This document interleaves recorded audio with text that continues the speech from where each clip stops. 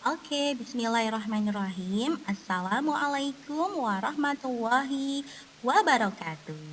Bertemu kembali dengan Bu Dini yang akan menemani soleh-soleha belajar tematik. Kali ini kita akan belajar tema 3, subtema 2 tentang pelestarian sumber daya alam. Sumber belajarnya adalah buku paket Bupena 4A. Sudah siap ya soleh-soleha? Oke, let's go!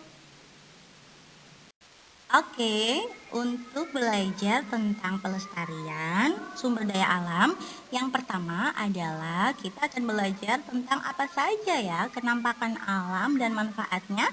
Masih ingat waktu kelas 3? Ya, betul. Yang pertama, kenampakan alam contohnya adalah dataran tinggi. Dataran tinggi adalah permukaan bumi berupa daratan yang luas dan berada pada ketinggian 200 sampai 600 meter di atas permukaan laut. Contoh dataran tinggi seperti perkebunan teh. Perkebunan teh itu biasanya kita manfaatkan untuk perkebunan, peternakan juga ada ya, dan tempat wisata. Kenampakan alam yang selanjutnya adalah dataran rendah.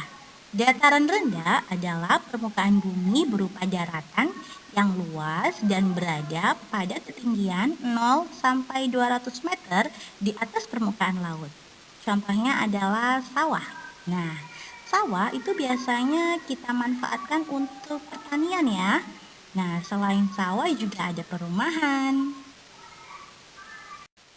Penampakan alam yang selanjutnya adalah pantai. Pantai adalah daratan yang berbatasan langsung dengan laut. Daerah pantai umumnya landai dan berpasir.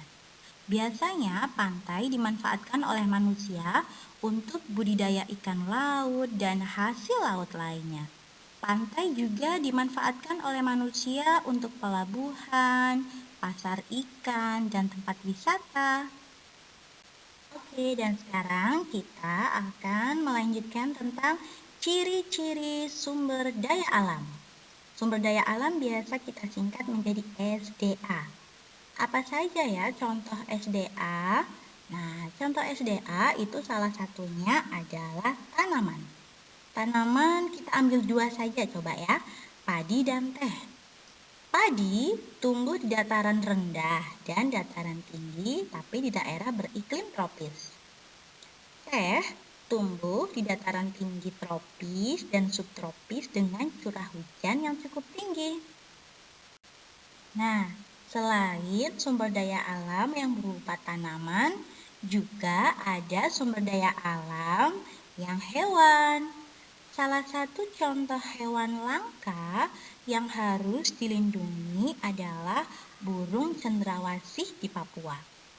Burung cendrawasih hanya boleh dipelihara oleh pemerintah di tempat konservasi hewan, seperti kebun binatang. Ada juga loh contoh hewan langka lainnya yang ada di Indonesia.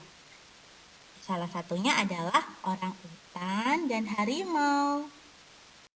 Contoh hewan langka lainnya adalah badak di Sumatera, komodo di Pulau Komodo, Nusa Tenggara Timur, burung jalak di Bali, dan gajah Lampung. Dan masih ada hewan langka lainnya loh.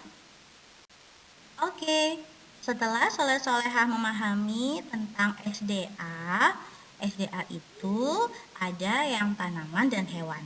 Sekarang kita akan belajar tentang ciri-ciri tempat hidup hewan. Yang pertama, ayam. Ciri-cirinya dari tempat hidup ayam adalah tinggal di darat, mempunyai paruh untuk mencari makanan. Ayam dapat dimanfaatkan daging dan telurnya.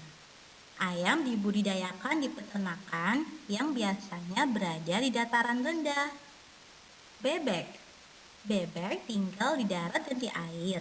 Dibudidayakan di peternakan, dimanfaatkan daging dan telurnya. Telur bebek dapat diolah menjadi telur asin. Yang ketiga, kelinci.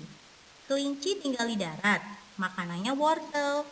Kaki belakang kelinci lebih panjang dan kuat sehingga mampu melompat di darat. biasanya dijadikan hewan peliharaan. Ikan tinggal di air. Ada 3 jenis ikan, ikan air tawar, ikan air payau, dan ikan air laut. Ikan dimanfaatkan sebagai makanan dan sebagai ikan peliharaan di akuarium atau di kolam ikan. Nah, itulah contoh-contoh dari sumber daya alam.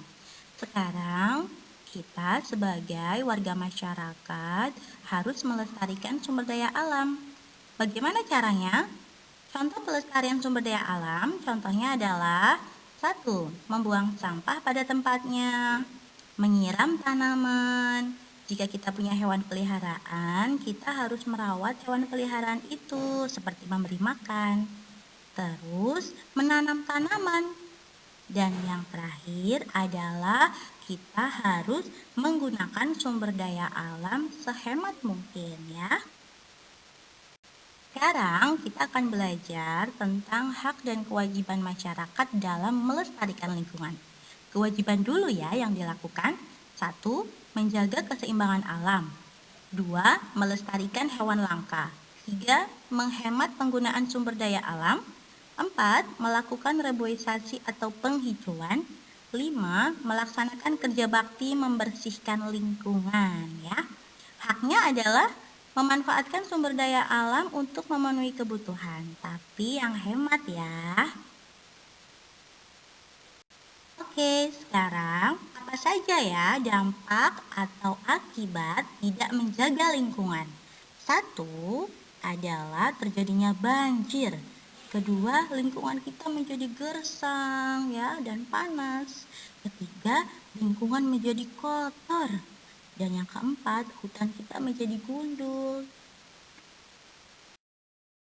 Oke, sampai di sini dulu ya penjelasan dari Bu Dini tentang tema 3, subtema 2, sumber dari Bu Pena 4A. Ingat soleh-soleha, percayalah pada dirimu sendiri. Kamu lebih dari yang kamu bayangkan. Gali terus potensi diri untuk masa depanmu sendiri. Tetap semangat, jaga kesehatan, dan jaga ibadahnya. Wassalamualaikum warahmatullahi wabarakatuh.